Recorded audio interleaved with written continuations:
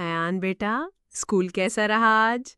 अम्बी, बहुत मजे का। सब चीख रहे थे, भाग रहे थे, जैसे फिल्म चल रही हो। फिल्म?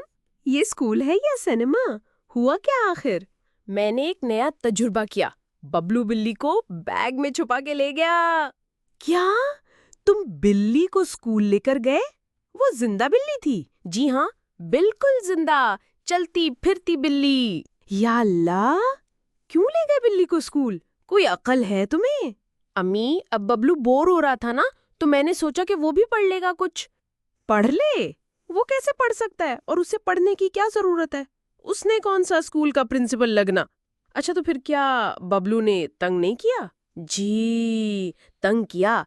जैसे ही उसने उस्तानी के पांव पर छलांग मारी, सब बच्चों ने शोर मचा दिया। और उसके बाद क्या हुआ?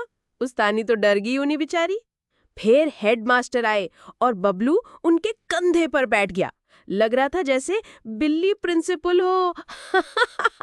शरारती अयान, तुम्हें शर्म नहीं आई?